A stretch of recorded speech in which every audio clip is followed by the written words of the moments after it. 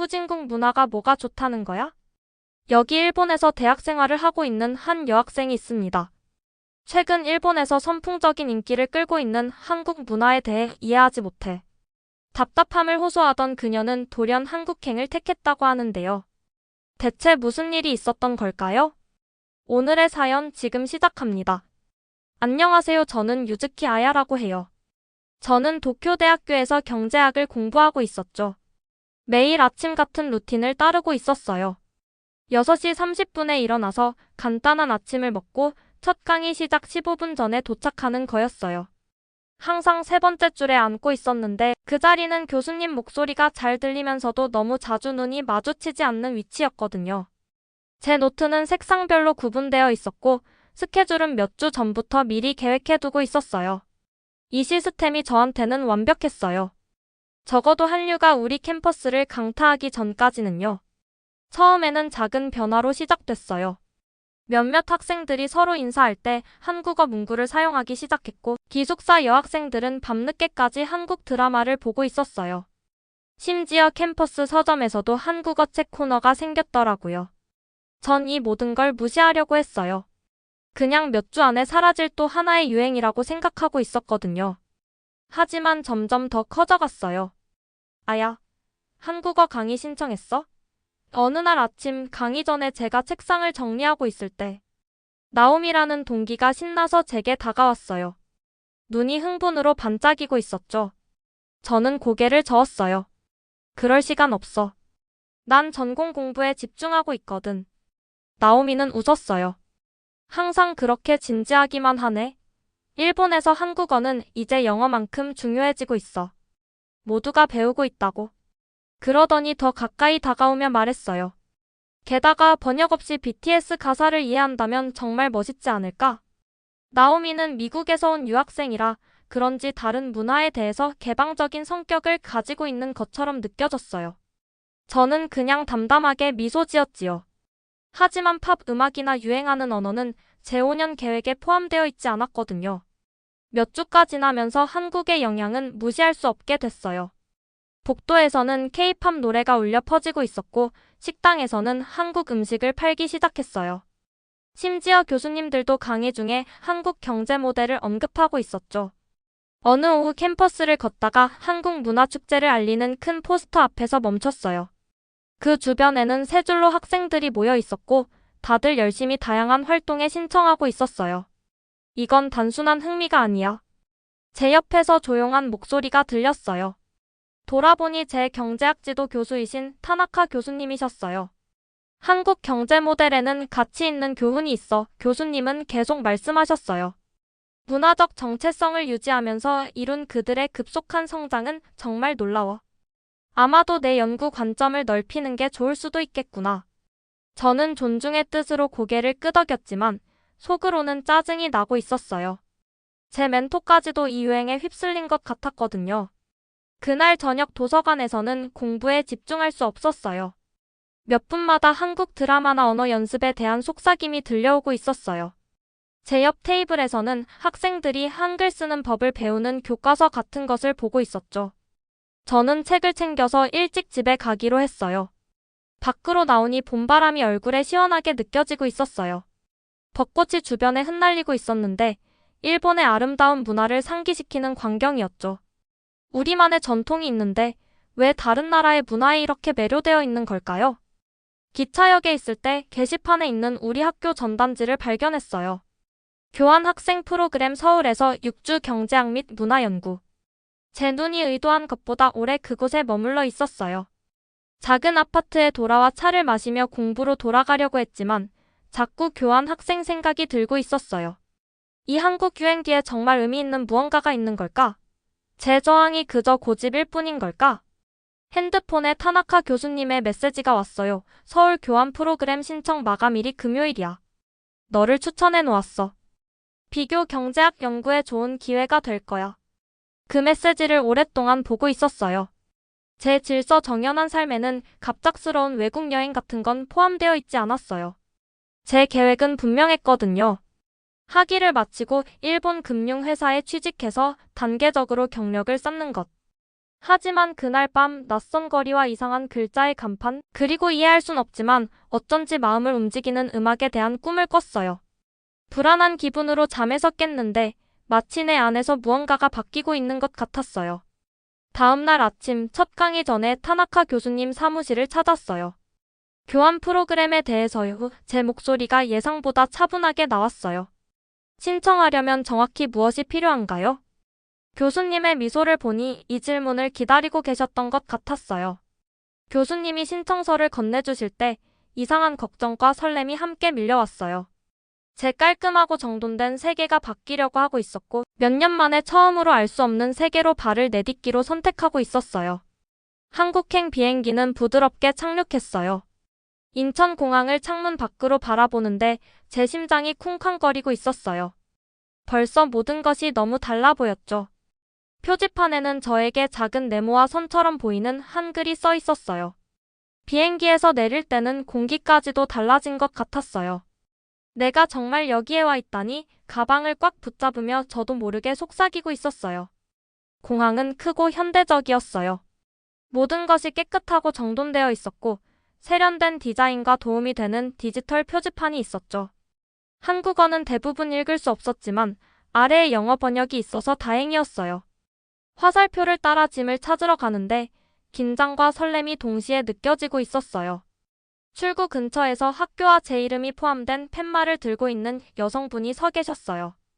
교환 학생 프로그램에 참가한 학생들이 머물 숙소의 관리인인 김혜리라고 자신을 소개하셨죠. 따뜻한 미소를 짓고 계셔서 제 두려움이 조금 가라앉았어요. 한국은 처음이니? 2차로 걸어가면서 짧은 일본어로 그녀가 물었어요. 저는 고개를 끄덕였어요. 네, 모든 게 저한테는 너무 새로워요. 금방 배울 거야. 그녀가 제 팔을 토닥이며 말했어요. 한국 사람들은 방문객들 돕는 걸 좋아하거든. 서울로 가는 드라이브는 정말 흥미진진했어요. 고속도로는 넓고 현대적이었고 유리 전면을 가진 높은 건물들이 오후 햇살을 반사하고 있었어요. 디지털 광고판에서는 K-팝 스타와 한국 유명인들의 광고가 나오고 있었죠. 현대적인 건물들 사이로 사찰과 전통 건물이 있는 언덕도 보였어요. 마치 과거와 미래가 함께 존재하고 있는 것 같았어요. 해리 씨의 차가 높은 아파트 건물 앞에 멈췄어요. 제 임시 숙소는 7층에 있었는데 작지만 깔끔한 원룸이었고 작은 부엌과 아래 붐비는 거리가 내려다 보이는 창문이 있었죠. 오늘은 쉬어. 해리 씨가 말씀하셨어요. 내일 대학교까지 지하철 타는 법을 알려줄게. 그날 밤 창가에 서서 도시의 불빛을 바라보고 있었어요. 서울은 색깔과 움직임으로 가득 차 있었죠. 노점상들이 카트에서 음식을 팔고 있었고 젊은이들이 무리를 지어 웃고 떠들며 걸어가고 있었어요. 자동차와 오토바이가 거리를 빠르게 지나가고 있었고요. 흥미롭고 또 압도적인 느낌이 동시에 들었어요. 다음 날 아침 해리 씨가 지하철 시스템 사용법을 알려주셨어요. 한국 지하철은 도쿄 전철보다 더 깨끗하고 발전되어 있었어요. 모든 역에는 명확한 지도와 도착 시간을 보여주는 전자화면이 있었죠. 대학교로 가는 경로에 필요한 역 이름들을 조심스럽게 적어두었어요. 아야, 기억해. 해리 씨가 말씀하셨어요. 길을 잃으면 그냥 누구에게든 내 전화번호가 적힌 이 쪽지를 보여주면 돼. 한국에 있는 대학교에서의 첫날은 정신없이 지나갔어요. 교환 학생 안내를 위한 강의실은 여러 나라에서 온 국제 학생들로 가득 차 있었어요. 지도, 일정표, 그리고 작은 한국어 회화책이 든 환영 패키지를 받았죠. 여기 있는 동안 한국어를 조금이라도 말해봐야 해요. 진행자가 말했어요. 안녕하세요와 감사합니다 정도만 해도 현지 사람들이 기뻐할 거예요. 회화책을 넘기며 단어들을 발음해보려고 노력하고 있었어요. 글자들이 너무 낯설게 보였지만 뭔가 패턴이 있는 것 같았어요. 수천 개의 문자가 있는 일본 한자와 달리 한글은 몇 가지 기본 모양을 다르게 조합한 것뿐이었어요. 안내가 끝난 후 캠퍼스를 돌아다니면서 길을 잃은 기분이 들었어요. 건물들은 넓은 복도와 큰 창문이 있는 현대적인 모습이었어요. 한국 학생들이 건물 사이를 빠르게 걸어 다니고 있었고 일부는 호기심 어린 눈으로 저를 힐끔 보고 있었죠. 내일 경제학 강의가 어디서 있을지 기억하려고 지도를 계속 확인하고 있었어요. 완전히 혼란스러워 보이네요. 누군가 완벽한 일본어로 말했어요. 돌아보니 친근한 눈빛을 가진 키 큰 젊은 남자가 있었어요. 그는 깔끔한 흰 셔츠를 입고 노트북 가방을 들고 있었죠. 전 이현우라고 해요. 그가 영어로 바꿔 말했어요. 일본에서 1년 동안 공부했어요. 교환학생 프로그램으로 오신 거죠? 네. 제 상황을 이해하는 사람을 만나서 안도하며 대답했어요. 저는 도쿄대학에서 온 아야예요. 경제학 프로그램 맞죠? 저는 여기 대학원생이지만 한국과 일본 기업을 연결하는 작은 스타트업도 운영하고 있어요. 현우 씨는 저에게 캠퍼스를 안내해주겠다고 제안했어요. 걸으면서 그는 중요한 건물들을 가리켜 주었죠. 도서관, 식당, 학생회관. 그는 자신감과 에너지 넘치는 어투로 말하고 있었는데 고향에 있는 나오미를 떠올리게 했어요. 한국 문화가 일본에서 인기 있죠? 캠퍼스 카페에서 커피를 마시며 그가 물었어요. 정말 인기 있어요. 저는 인정했어요. 그게 제가 여기 온 이유 중 하나기도 해요. 왜 갑자기 모두가 한국에 그렇게 관심을 갖는지 이해하고 싶어서요. 현우 씨는 미소를 지었어요. 사실 갑작스러운 건 아니에요. 한국 문화는 수천 년 동안 발전해 왔어요. 이제야 세계가 우리를 알아차리고 있는 거죠. 커피숍은 공부하고 담소를 나누는 학생들로 가득 차 있었어요. 벽에는 예술적인 한글 서예가 장식되어 있었고 메뉴에는 전통 한국 음료와 국제적인 인기 음료가 함께 있었어요. 저는 전에 한 번도 시도해보지 않은 고구마 라떼를 주문했어요. 지금까지 어떻게 생각해요? 현우 씨가 물었어요. 예상했던 것과 다른가요? 보라색 음료를 한 모금 마시며 달콤하고 흙향이 나는 맛에 놀라고 있었어요. 모든 게 달라요. 제가 생각했던 것보다 더 현대적이에요. 더 생동감 있어요. 서울은 대조의 도시예요. 현우 씨가 설명했어요. 우리는 전통을 사랑하지만 항상 미래도 바라보고 있어요. 아마 그래서 한국 문화가 다른 나라로 잘 전파되는 것 같아요. 그날 저녁 현우 씨는 저를 국제 학생들을 위한 환영 행사에 초대했어요. 행사는 궁궐 근처의 아름다운 공원에서 열렸어요. 수백 명의 학생들이 작은 무대 주변에 모여 한국 음악, 춤, 무술을 시연하는 공연자들을 지켜보고 있었죠. 저는 전통 부채춤을 추는 그룹을 보고 있었는데 완벽한 조화로 움직이며 화려한 한복이 휘날리고 있었어요. 또 다른 그룹은 관중들이 따라 부르는 K-팝 노래를 부르고 있었고요.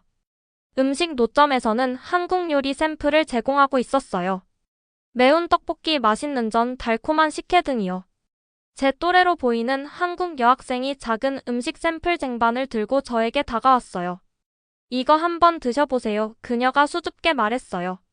전통 한국 떡이에요. 떡은 쫄깃하고 달콤했어요. 저는 미소 지으며 제가 연습했던 한국어 문구 중 하나를 사용해 그녀에게 감사를 표했어요. 제가 그녀의 언어로 시도하는 것을 듣고 그녀의 얼굴이 환해졌어요. 학기 내내 여기 있을 거예요? 그녀가 물었어요. 6주 동안이요. 저는 대답했어요. 저는 경제학부의 최선이에요. 저도 경제학 학생이에요. 아마 같은 강의를 들을 수도 있겠네요. 밤이 끝날 무렵 저는 한국, 중국, 미국, 유럽에서 온 학생들을 만났어요. 모두가 너무 개방적이고 친절해 보였어요. 그들은 고향 나라에 대한 이야기와 왜 한국에 왔는지 이야기를 나누고 있었죠. 많은 사람들이 한국 드라마, K-팝, 한국 기술 회사를 문화에 대한 첫 소개로 언급했어요. 아파트로 돌아가는 지하철을 타면서 제가 평소 고향에서 한 달 동안 만나는 것보다 더 많은 새로운 사람들과 하루 동안 대화했다는 걸 깨달았어요. 제 평소에 조심스럽고 조용한 삶은 멀리 있는 것 같았어요. 여기 서울에서는 모든 것이 상호작용을 유도하고 있었어요. 함께 나누는 음식, 모두를 춤추게 하는 음악, 모두가 저에게 열심히 가르쳐 주려는 언어까지. 그날 밤 나오미에게 메시지를 썼어요. 서울은 내가 상상했던 것과 달라. 모든 게 동시에 아주 현대적이면서도 아주 전통적이야. 사람들은 친절하고 내 형편없는 한국어에도 인내심이 있어. 이제 왜 모두가 이 나라에 그렇게 관심이 있는지 조금 이해할 것 같아. 나오미는 거의 즉시 답장했어요. 네가 알아차릴 줄 알았어. 마음을 열고 있어. 이건 시작일 뿐이야. 멀리서 들려오는 도시의 소리를 들으며 잠이 들면서 작은 책에서 배운 한국어 문구들이 제 머릿속에서 반복되고 있었어요. 이상한 글자들이 무작위 모양처럼 보이던 것에서 제가 실제로 풀 수 있을지도 모르는 퍼즐처럼 보이기 시작했어요. 내일이면 진짜 강의가 시작될 거예요. 내일 저는 이 새로운 세계로 한 걸음 더 내딛게 될 거예요. 서울에서 3주가 순식간에 지나갔어요. 매일 새로운 발견들이 있었죠. 이제는 지하철을 타고 간단한 한국어 문구로 음식을 주문하고 캠퍼스에서 길을 찾는 것이 편안하게 느껴져서 스스로도 놀라고 있었어요. 경제학 강의는 어렵지만 흥미로웠고 한국 교수님들은 제가 일본에서 익숙했던 것과는 다른 교수법을 가지고 계셨어요. 더 많은 질문과 그룹 토론을 장려하셨죠. 어느 날 아침 교수님이 현장 체험 학습을 안내하셨어요. 내일 우리는 신라왕조의 고대 수도였던 경주를 방문할 거예요. 한국의 현대 경제를 이해하려면 역사를 아는 것이 중요합니다. 가슴이 설렘으로 두근거리고 있었어요. 지금까지는 높은 빌딩과 분주한 거리가 있는 서울만 봤는데 이제 한국의 다른 모습을 보게 될 거였어요. 다음 날 우리는 편안한 버스에 탑승하고 여행을 시작했어요. 좋은 친구가 된 선희 옆에 앉았죠. 창밖으로 보이는 시골 풍경이 너무 아름다웠어요. 푸른 언덕, 작은 농장들, 깔끔한 마을들. 고향에 있는 가족에게 보여주려고 사진을 많이 찍고 있었어요. 경주는 벽 없는 박물관이라고 불려요. 왜냐하면 어디에나 역사적인 유적지가 있거든요. 선희가 설명했어요. 많은 건물들이 1000년이 넘었어요. 도착했을 때 그녀가 무슨 말을 했는지 이해할 수 있었어요. 도시 전체가 마치 시간을 거슬러 올라간 것 같은 느낌이었어요. 커다란 풀언덕들이 곳곳에 있었는데 그건 부드러운 언덕 모양의 고대 왕릉이었어요. 돌탑과 부처님 상이 평화로운 공원에 서 있었고 모든 것이 조용하고 품위 있게 느껴졌어요. 서울의 에너지와는 너무 달랐죠. 첫 번째 방문지는 불국사였어요. 언덕 위에 지어진 아름다운 불교 사찰이었죠. 본당으로 올라가는 돌계단은 수백 년 동안 수백만 명의 방문객들로 인해 매끄럽게 닳아 있었어요.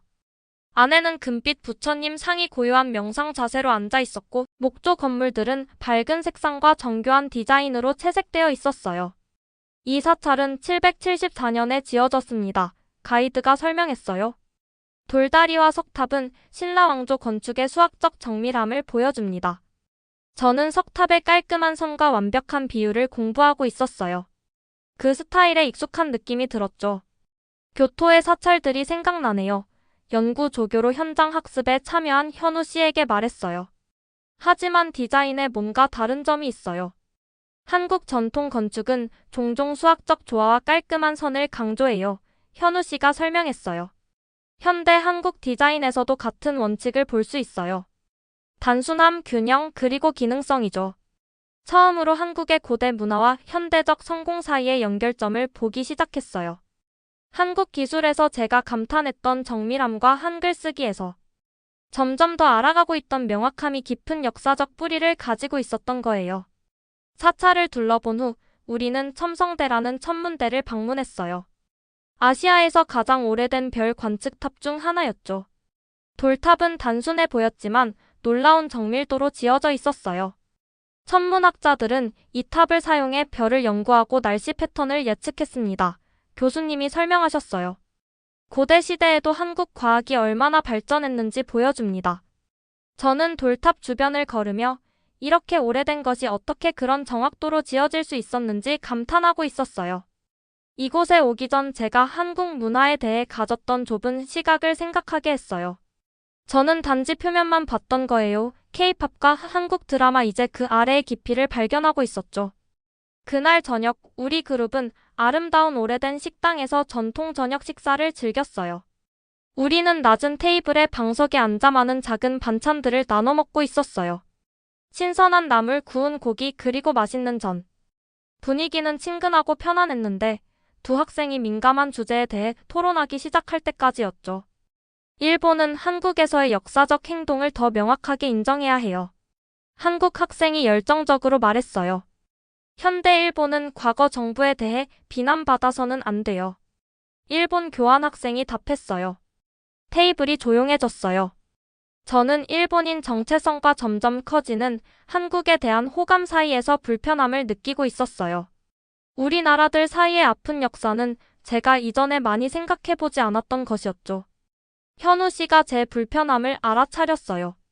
그는 부드럽게 주제를 바꿔서 모두에게 경주에서 가장 좋아하는 장소에 대해 물었어요. 대화는 더 가벼운 주제로 바뀌었지만 그 순간은 제 마음에 남아 있었어요.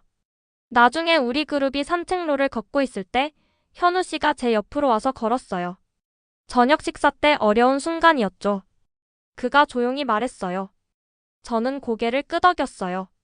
우리나라들 사이의 복잡한 역사에 대해 많이 생각해 본 적이 없어요. 일본에서는 그것에 대해 자주 논의하지 않거든요. 이해한다는 것이 모든 것에 동의한다는 의미는 아니에요. 현우 씨가 말했어요. 하지만 다른 관점을 인정하는 것은 진정한 문화 교류를 향한 첫 번째 단계예요. 그의 말은 저를 깊이 생각하게 만들었어요. 한국으로의 여정은 문화적 트렌드에 대한 회의론으로 시작됐어요. 이제 저는 역사, 정체성, 그리고 이웃 간의 이해에 관한 훨씬 더 큰 질문들을 마주하고 있었죠. 그날 밤 우리 그룹은 한옥이라고 불리는 전통 한국 가옥에서 묵었어요. 나무 바닥은 아래에서부터 따뜻하게 데워져서 서늘한 봄 밤에도 우리를 따뜻하게 해주고 있었어요. 창문을 통해 밤하늘을 배경으로 고대 건물들의 윤곽이 보였어요. 제가 본 것과 배운 것들을 생각하며 잠이 오지 않았어요. 조용히 바깥 작은 정원으로 나갔죠. 딸이 밝게 빛나고 있었고 굽은 지붕기와 돌길을 비추고 있었어요. 그 평화로운 순간 제 안에서 무언가가 바뀌었어요. 저는 일본 학생들이 왜 한국 문화에 관심이 있는지에 대한 간단한 답을 찾으러 한국에 왔다는 걸 깨달았어요. 대신 저는 복잡한 질문들을 발견하고 있었어요. 문화가 서로 어떻게 영향을 미치는지, 어려운 역사를 가진 국가들이 어떻게 새로운 관계를 구축할 수 있는지, 그리고 다른 사람을 이해하는 것이 어떻게 우리 자신을 이해하는 데 도움이 되는지. 다음 날 아침 서울로 돌아갈 준비를 하고 있을 때 도쿄의 대학에서 예상치 못한 이메일을 받았어요. 그들은 새로운 한국학 프로그램을 시작할 계획이었고 직접 경험이 있는 학생들이 개발을 돕길 원했어요.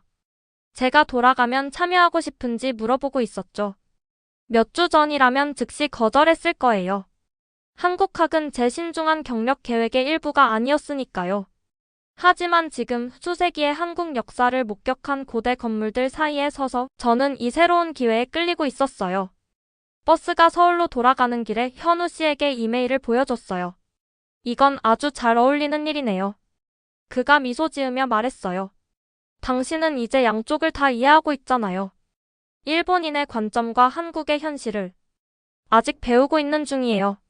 저는 인정했어요. 아직 모르는 게 너무 많아요. 그게 바로 당신이 이걸 잘할 수 있는 이유라고 생각해요. 그가 대답했어요. 가장 좋은 문화대사는 아직 배울 것이 더 있다는 걸 아는 사람들이죠. 버스가 한국 시골을 지나가는 동안 저는 제가 얼마나 멀리 왔는지 생각하고 있었어요. 도쿄에서 서울까지의 물리적 거리뿐만 아니라 제 이해와 관점 측면에서도요. 한때 이상한 기호처럼 보였던 한국어가 이제는 제가 읽고 말할 수 있는 단어를 형성하고 있었어요. 제가 지나가는 유행이라고 무시했던 문화가 이제 매일 그 깊이와 아름다움을 저에게 드러내고 있었죠. 휴대폰을 꺼내 나오미에게 메시지를 보냈어요.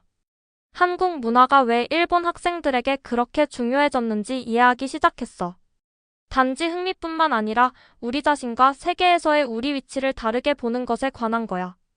돌아가면 말해줄 게 너무 많아. 그녀의 답장은 빨리 왔어요. 직접 들을 수 있는 날이 기다려지네. 한국이 내 눈을 열어줄 줄 알았어. 푸른 언덕과 평화로운 마을들을 바라보며 저는 혼자 미소 짓고 있었어요. 제 여정은 아직 끝나지 않았지만 이미 가치 있는 것을 찾았어요.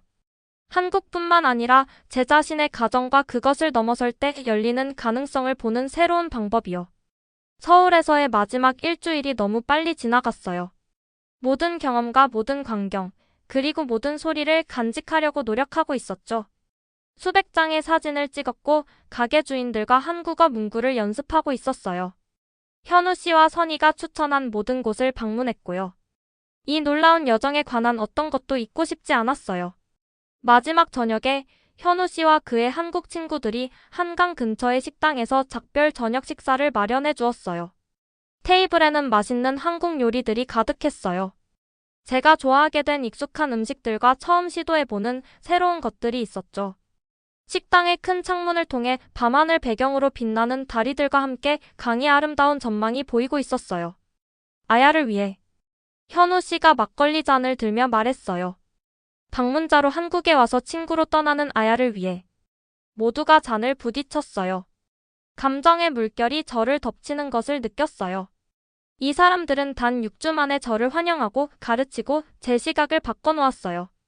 의심과 회의로 가득 차서 도착했던 저는 이해와 감사의 마음을 안고 떠나고 있었죠. 저녁 식사 후 현우 씨는 한지로 포장된 작은 선물을 저에게 건넸어요.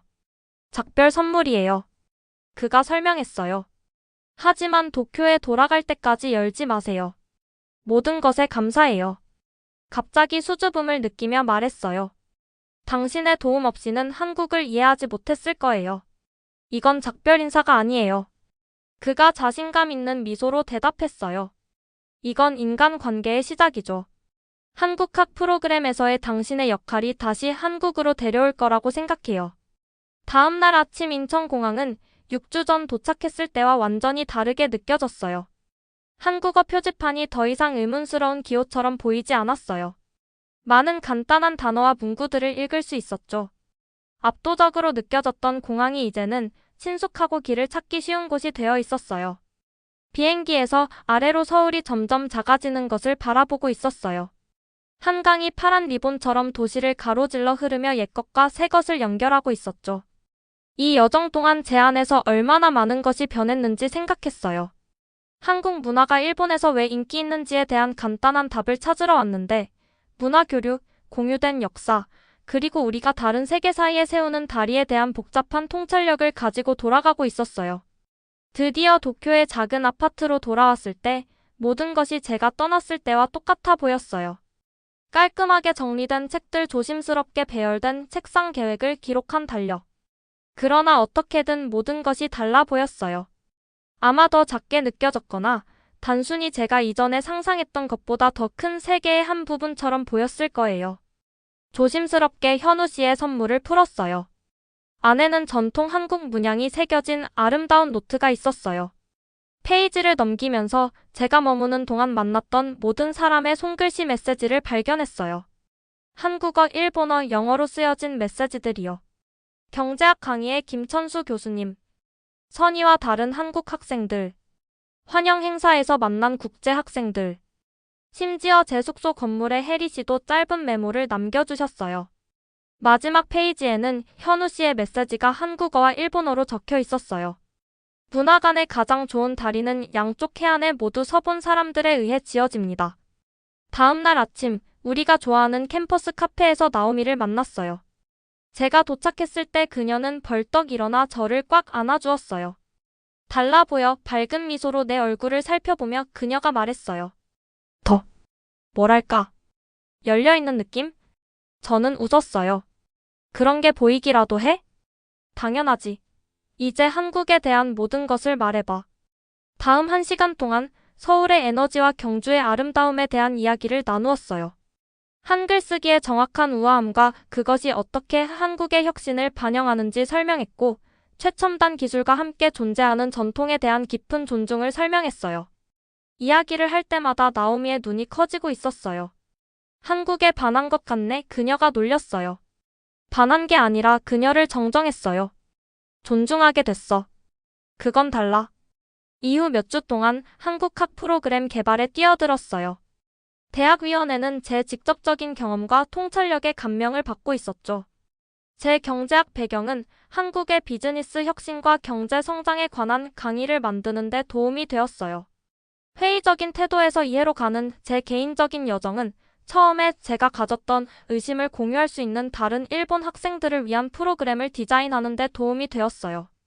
국제연구학장님이 대학의 첫 한국 문화주간을 위한 패널 토론을 소개해달라고 저를 초대했어요. 단상에 서서 호기심 많은 학생들로 가득 찬 강의실을 바라보니 하나의 원을 완성한 것 같은 이상한 감각이 느껴졌어요. 6주 전, 저는 한류가 그저 지나가는 유행이라고 확신하며 서울로 날아갔어요. 솔직하게 시작했어요.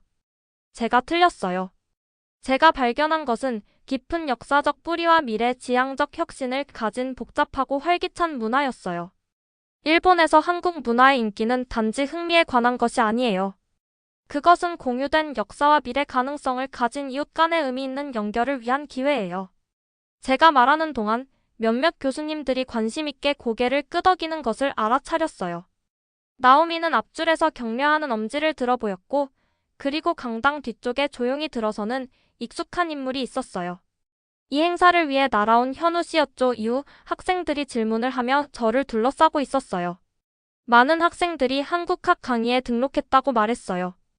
다른 학생들은 서울로 가는 교환 프로그램에 어떻게 참여할 수 있는지 물었고요. 그들의 열정은 제가 한때 단순한 유행 따라하기로 봤지만 이제는 진정한 호기심과 개방성으로 인식하게 된 것을 떠올리게 했어요.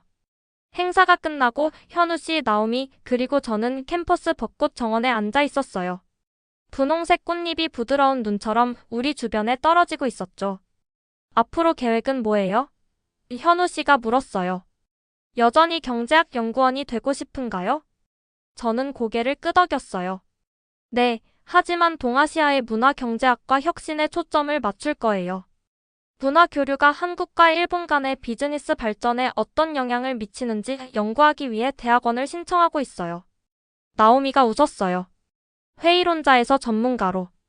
누가 생각했겠어? 그날 저녁 벽에 새로운 사진을 추가했어요. 배경에 첨성대가 있는 경주에서의 우리 단체 사진. 옆에는 도쿄와 서울 사이의 짧은 거리를 보여주는 지도를 고정했어요. 지리적으로는 너무 가까웠지만 재여행 전에는 머릿속에서 완전히 다른 세계처럼 느껴졌던 곳이었죠. 한국어 교과서를 펴고 한글 문자 쓰기를 연습했어요. 한글의 논리적 구조가 이제는 우아하고 실용적으로 느껴지고 있었어요. 각 문자는 정확히 하나의 소리를 나타내고 있어서 정확하고 명확했어요. 아름답지만 복잡한 일본어 쓰기의 한자 문자와는 너무 달랐죠. 제 책상에는 두 개의 서예 두루마리가 나란히 놓여 있었어요. 하나는 연결을 뜻하는 일본 문자, 다른 하나는 같은 의미를 한국어로 쓴 것이었어요. 다른 쓰기 체계이지만 같은 중요한 아이디어를 표현하고 있었죠. 선희에게서 우리 대학들 사이에 계획 중인 공동 비즈니스 컨퍼런스에 대한 소식을 알리는 메시지가 왔어요. 이어서 현우 씨에게서 도쿄에서 오는 학생 참가자들 조정을 도와줄 수 있는지 묻는 메시지가 왔고요. 6개월 전 이런 연결들은 저에게 있을 법하지 않고 중요하지 않게 보였을 거예요. 이제 그것들은 제 확장된 세계의 중심을 형성하고 있었어요. 한때 저를 혼란스럽게 했던 한류가 이제는 완벽하게 이해가 됐어요. 그것은 단지 대중문화가 국경을 넘어 퍼지는 것이 아니었어요. 그것은 젊은이들이 역사적 분단을 넘어 공유된 가치와 새로운 가능성을 찾기 위해 손을 내미는 것이었어요. 벚꽃이 창문 밖으로 떨어지는 동안 닫힌 마음에서 열린 마음의 이해로 저를 데려간 여정에 대해 생각하고 있었어요. 회의적인 태도에서 감사로 가는 길이 항상 쉽지는 않았지만 제가 가능하다고 상상했던 것보다 더 풍요롭고 넓은 세계로 이어졌어요. 그날 밤일기에 이렇게 썼어요. 우리는 종종 이해하지 못하는 것에 저항해요. 하지만 가장 큰 모험은 우리가 편안한 경계를 넘어서고 새로운 눈으로 볼 때 시작돼요. 한국은 저에게 다른 문화뿐만 아니라 저 자신에 대해서도 가르쳐 주었어요. 진정한 여행은 도쿄와 서울 사이의 거리가 아니었어요. 그것은 제가 누구였는지와 제가 누가 될 수 있는지 사이의 거리였어요. 오늘 영상은 어떠셨나요? 마음에 드셨다면 구독과 좋아요 부탁드립니다. 감사합니다.